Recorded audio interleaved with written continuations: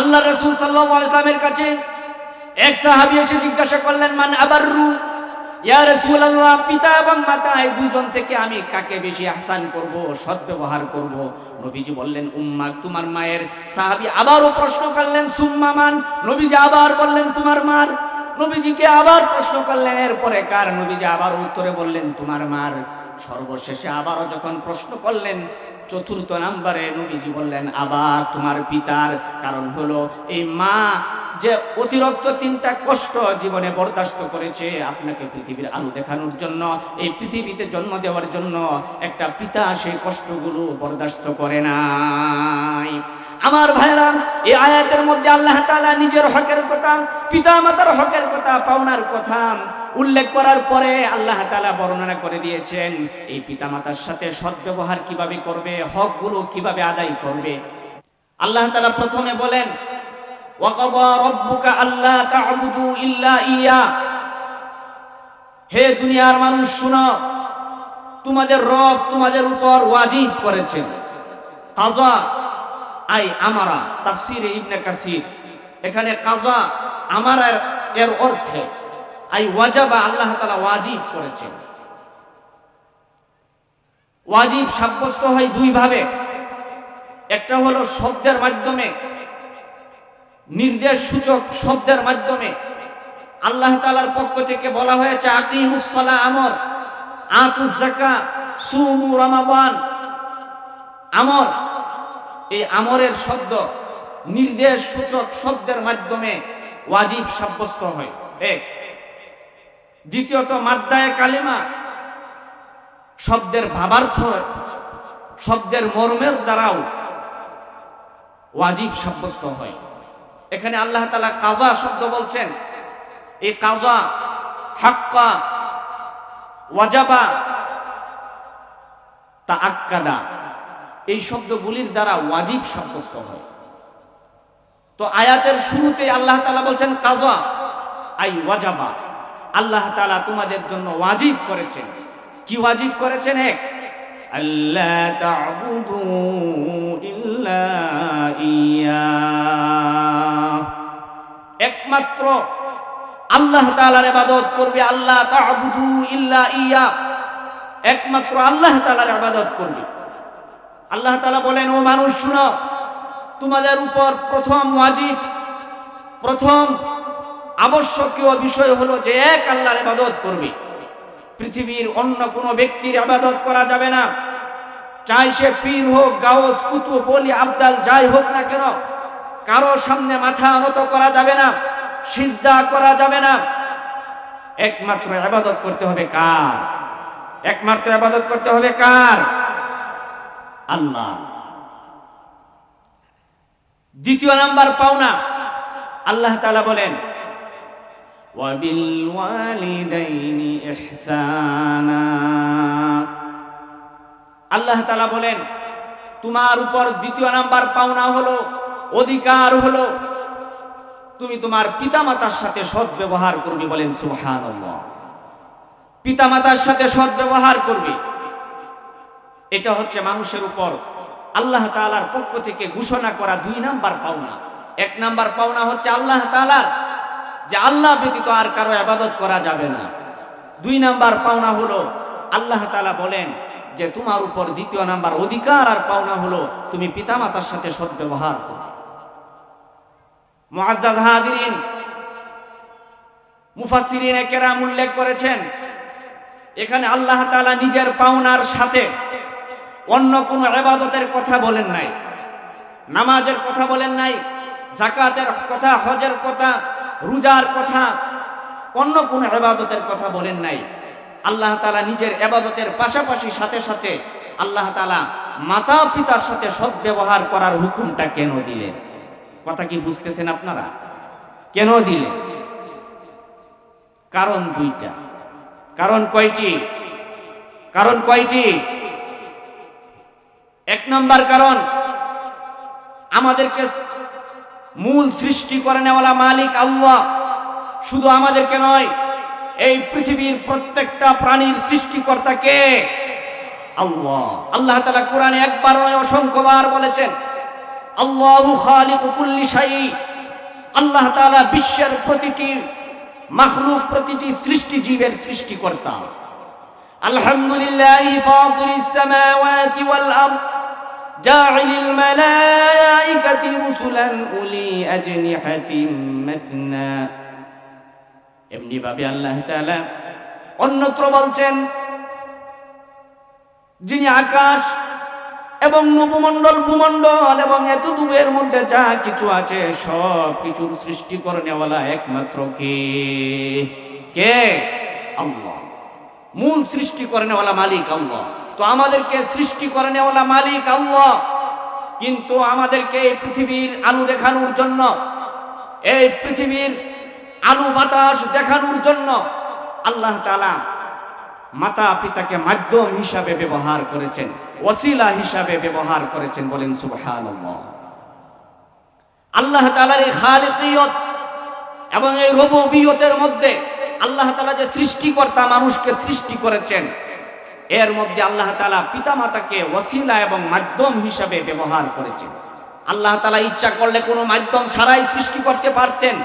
পৃথিবীতে এরকম হাজারো নজির এবং দৃষ্টান্ত আছে। আল্লাহ তাআলা ইচ্ছা করলে মাধ্যম এবং নজির ছাড়া পারেন কি পারেন না?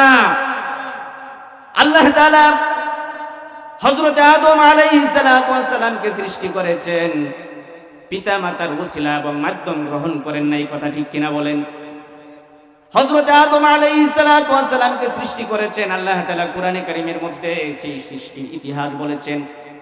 আল্লাহ তাআলা কোথাও বলেছেন এঁটেল মাটি থেকে সৃষ্টি করেছি, কোথাও বলেছেন মিন তুরাবিন, শুধু মাটি থেকে সৃষ্টি করেছি। আল্লাহ তাআলা হযরতে আদম আলাইহিস সালাতু ওয়াস সালামকে সৃষ্টি করেছেন পিতা এবং মাতা তথা কোনো মানুষের ওসিলা এবং মাধ্যম গ্রহণ করেন নাই। দ্বিতীয়ত হযরতে হাওয়া আলাইহাস সালাতু ওয়াস সালামকে সৃষ্টি করেছেন আল্লাহ তাআলা শুধুমাত্র পুরুষের মাধ্যম ব্যবহার করেছেন, ওসিলা ব্যবহার করেছেন, পিতা এবং মাতার মাধ্যম ব্যবহার করেন নাই।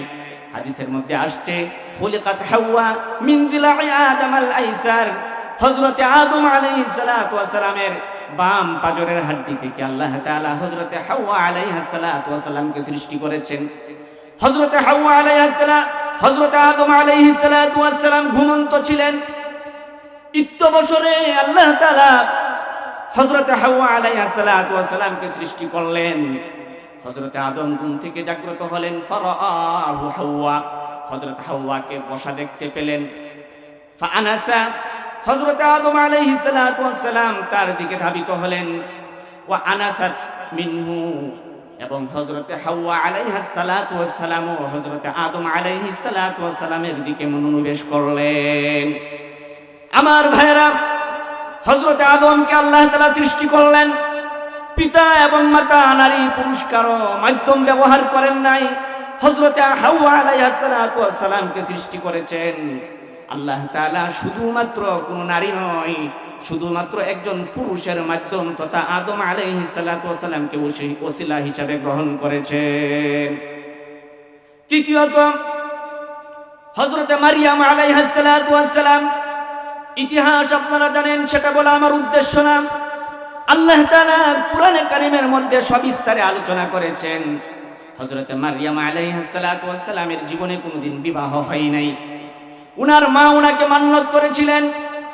উনার মা যখন তিনি গর্ভবতী তখন মান্যত করেছিলেন, মান্যত করে বলেছিলেন, আল্লাহ তাআলা কোরআনে বলেন, ইয ক্বালাত ইমরাতু ইমরান রাব্বি ইন্নী নাযারতু লাকা মা ফী বাতনি মুহাররান ফাতাকাব্বালহু মিন্নী ইন্নাকা আনতাস সামিউল আলীম। রব্বি ইন্নী ওয়াদা'তুহা উনসা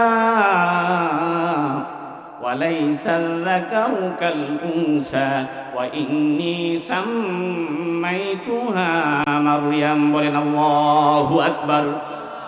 হযরত মারইয়াম আলাইহিস সালাতু ওয়াস সালামের মা মান্যত করলেন, সন্তান হলে বাইতুল মুকাদ্দাসের খাদেম হিসাবে আমি দিয়ে দিব, উৎসর্গ করব। পরবর্তীতে দেখলেন ছেলে নয়, একটি মেয়ে সন্তান জন্মগ্রহণ করেছে। রব্বি ইন্নী ওয়াদাতুহা উনসা, তিনি হতাশ হয়ে বলে উঠলেন, হে প্রভু, হে আল্লাহ, আমি মান্নত করেছিলাম বাইতুল মুকাদ্দাসের খাদেম বানাবো, কিন্তু আমি তো কন্যা সন্তান জন্ম দিলাম, হাই আমার অবস্থা কি হবে? আল্লাহ তাআলা সান্ত্বনা দিয়ে বলেন, ওয়ালাইসাল যাকারু কাল উনসা, হে আমার বান্দি, তুমি হতাশ হবে না, বিচলিত হবে না, তুমি চিন্তিত হবে না। তোমার কন্যা সন্তান হয়েছে, এতে কোনো ভয় নাই। কারণ হলো পৃথিবীর অনেক পুরুষ একজন মহিলার সমতুল্য হয় না। বলেন আল্লাহু আকবার।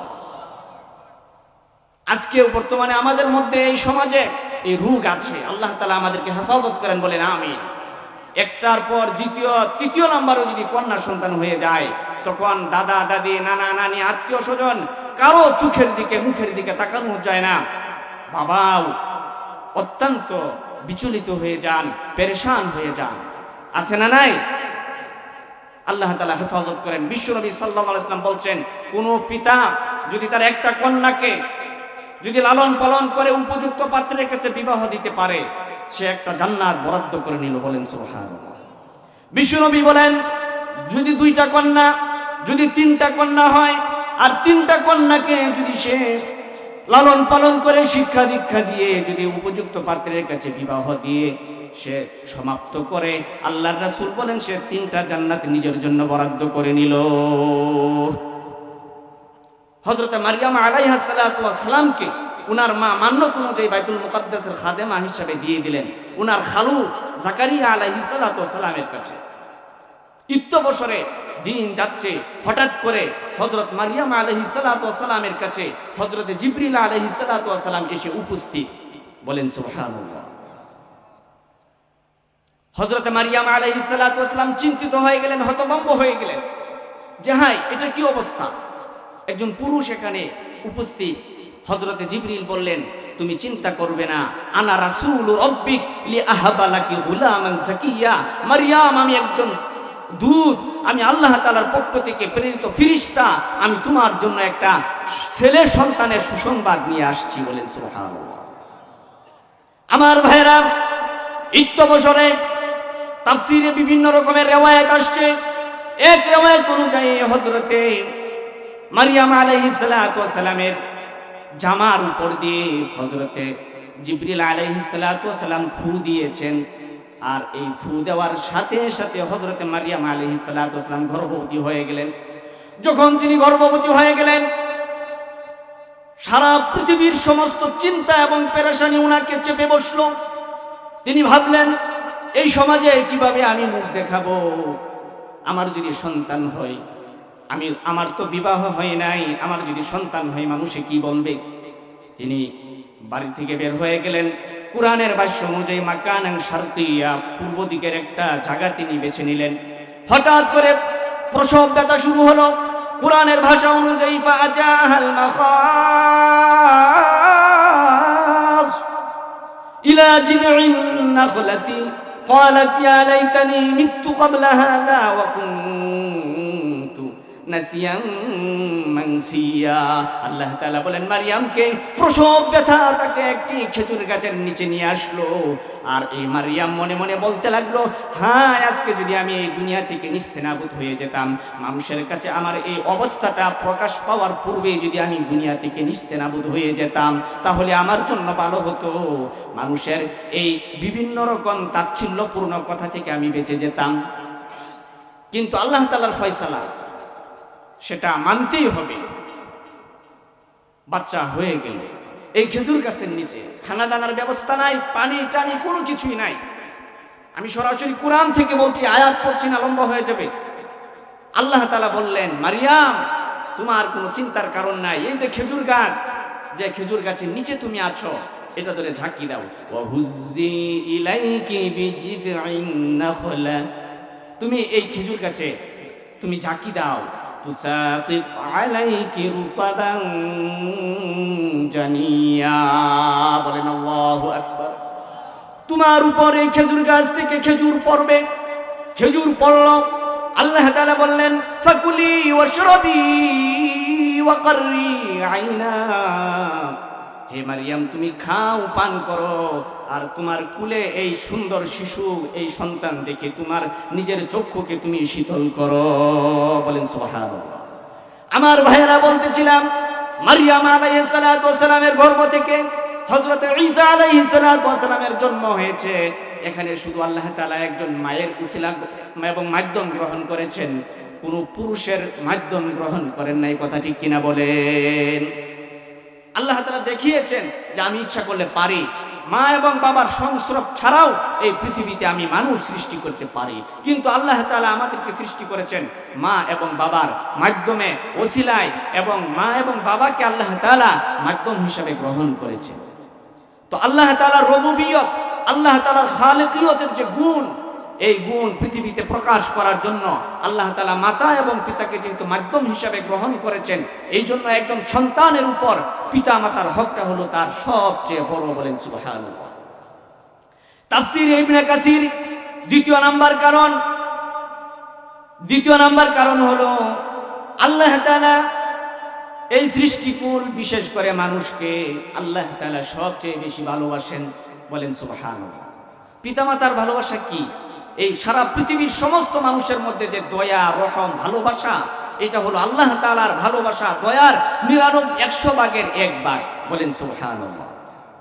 আল্লাহ তাআলা পৃথিবীর সমস্ত মানুষকে ভালোবাসেন, দয়া করেন, রহম করেন, কিন্তু এর বিনিময়ে আল্লাহ তাআলা চান না, এর পিছনে কোনো স্বার্থ নাই। নাকি স্বার্থ আছে?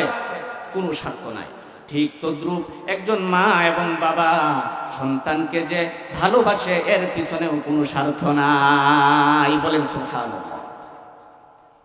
এই জন্যই আল্লাহ তাআলা নিজের হকের পাশাপাশি, নিজের অধিকারের পাশাপাশি, পাওনার পাশাপাশি মাতা পিতার পাওনা এবং অধিকারের বিষয়টি আল্লাহ তাআলা সাথে সাথে উল্লেখ করেছেন।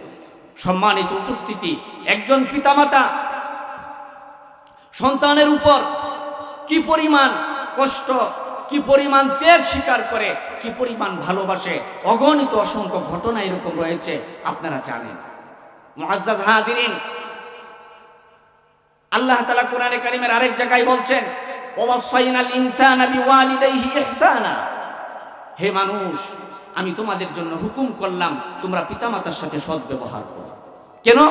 হামালাতহু উম্মুহু ওয়াহনান আলা ওয়াহনিন ওয়া ফিসালুহু ফি আমাইনি আনিশকুর লি ওয়া লিওয়ালিদাইক। তোমার মা কষ্টের উপর কষ্ট বরদাস্ত করে, সহ্য করে তোমাকে পেটে ধারণ করেছে। হামালাতহু উম্মুহু ওয়াহনান আলা ওয়াহনিন, 3টি কষ্ট মা বরদাস্ত করেছেন। তাফসীরে জালালাইন 1 নম্বর কষ্ট হলো গর্ভধারণের কষ্ট। বলেন সুবহানাল্লাহ। আমার মা, আপনার মা আপনাকে আমাকে যখন পেটে ধারণ করেছে, নিজে এই 10 মাস 9 মাস 10 মাস 10 দিন পর্যন্ত আরাম করতে পারেন নাই, আরাম করে ঘুমাতে পারেন নাই, শান্তি মতো খাইতে পারেন নাই। কথা ঠিক কিনা বলেন? যখন তিনি অসুস্থ হয়েছেন, ডাক্তারের কাছে যাওয়ার পরে ডাক্তার বলেছে আপনাকে এই ঔষধ এখন দেওয়া যাবে না, আপনি গর্ভবতী। আমার মা 10টা মাস পর্যন্ত সেই ওষুধ না খেয়ে আমার দিকে লক্ষ্য করে, পেটের বাচ্চার দিকে লক্ষ্য করে এই রোগ নিয়েই তিনি জীবন যাপন করেছেন। কথা ঠিক কিনা বলেন? আমার ভাইয়েরা, মন দিয়ে লক্ষ্য করেন, দিলটাকে প্রশ্ন করেন, জিজ্ঞাসা করেন। গভীর রজনীতে আমার মা, আপনার মা খাট থেকে নেমে জানালার গ্রিল ধরে দাঁড়িয়ে আছে। ঘরের মানুষেরা জিজ্ঞাসা করে, কি হয়েছে তোমার? আপনার মা হাসি মুখে বলে দিয়েছে যে কিছুই হয় নাই, কিন্তু আপনি আপনার মায়ের পেটে থেকে যখন আপনার মায়ের পেটে লাথি দিয়েছেন, তখন আপনার মা আর বিছানায় থাকতে পারে না। কথা ঠিক কিনা বলে? আমার ভাইয়ের 1 নম্বর কষ্ট গর্ভধারণের কষ্ট। 2 নম্বর কষ্ট হলো প্রসব ব্যথার কষ্ট। বৈজ্ঞানিক সায়েন্স অনুযায়ী, গবেষণা অনুযায়ী, একটা মহিলা যখন বাচ্চা জন্ম দেয়, একজন মানুষের শরীরে 6 থেকে 7 মাত্রার ব্যথা ধারণ করার ক্ষমতা আছে। কিন্তু যতক্ষণ পর্যন্ত একটা মায়ের শরীরে 9 থেকে 10 মাত্রা পর্যন্ত ব্যথা উৎপাদিত না হবে, ততক্ষণ পর্যন্ত একটা বাচ্চা স্বাভাবিকভাবে ডেলিভারি হতে পারে না, কিন্তু আল্লাহ তাআলার হুকুমে কুদরতিভাবে একটা মা ওই 9 থেকে 10 মাস তার ব্যথাকে বরদাস্ত করেছেন, সহ্য করেছেন। কথা ঠিক কিনা বলুন? 3 নাম্বার কষ্ট হলো দুধ পানের কষ্ট। আমাদেরকে দুধ পান করিয়েছেন, 2 বছর পর্যন্ত দুধ পান করিয়েছেন। বৈজ্ঞানিক ভাষ্য অনুযায়ী একটা সন্তান তার মার থেকে 9.5 মণ দুধ পান করে। বলেন সুবহানাল্লাহ।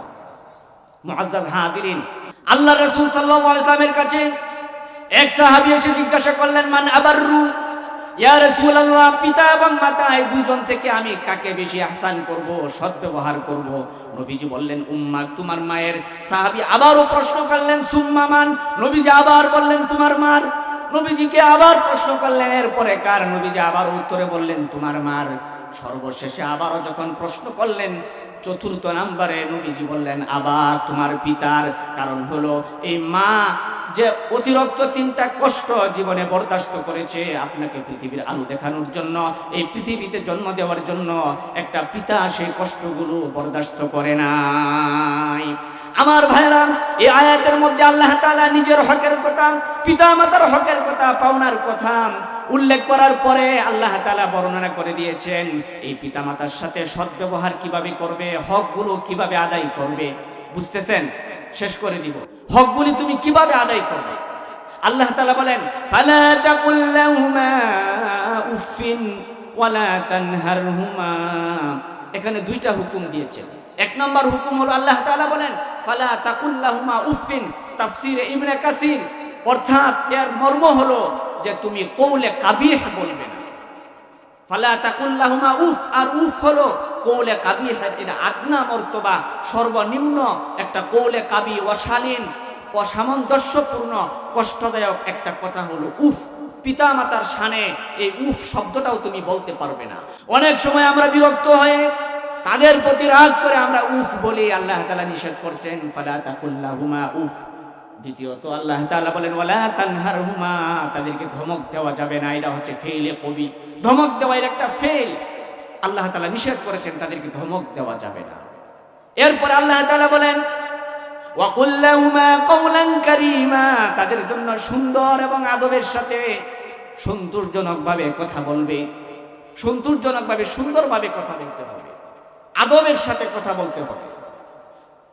এবং ওয়াখফিদ লাহুমা জানাহাজ যুলি মিনার রাহমা, মমতার সাথে বিনয়ের পাখাকে বিছিয়ে দিতে হবে। পিতামাতার সামনে সর্বোচ্চ বিনয় প্রকাশ করতে হবে। আল্লাহ তাআলা বলেন, তাদের জীবদ্দশায় তোমার এই 4টা কাজ, 2টা আদেশ, 2টা নিষেধ। নিষেধ 2টা হলো, ফালা তাকুল লাহুমা উফিন, পিতামাতার সামনে উফ শব্দ বলতে পারবে না। ওয়ালা তানহারহুমা, পিতামাতাকে ধমক দিতে পারবে না। আমার ভাইয়েরা, অনেক সময় অনেকেই, এই তুমি কি বুঝো, বুড়া হইছো, চুপ থাকো, দুনিয়া সব বুঝালাও, তুমি চুপ থাকো। পিতামাতাকে ধমক দেয় কি দেয় না? আল্লাহ তাআলা বলেন, ওয়ালা তানহারহুমা, 2টা নিষেধ আর 2টা আদেশ। 1 নাম্বার, ওয়াকুল লাহুমা কওলান কারীমা, সুন্দরভাবে আদবের সাথে তাদের সাথে কথা বলতে হবে। ওয়াখফিদ লাহুমা জানাহাজ যুলি মিনার রাহমা, এবং মমতার সাথে বিনয়ের পাখাকে বিছায় দিতে হবে। এরপরে আল্লাহ তাআলা বলেন যে জীবিত এবং মৃত উভয় অবস্থায় আরেকটা কর্ম হলো, আরেকটা কাজ হলো তোমার ওয়াকুল রাব্বিরহামহুমা কামা রাব্বায়ানি সগীরা। পিতামাতার জন্য তোমার দোয়া করতে হবে, জীবিত অবস্থাতেও এবং মারা যাওয়ার পরেও। দোয়াটা পারি তো আমরা সকলেই বলি, রাব্বিরহামহুমা কামা রাব্বায়ানি সগীরা।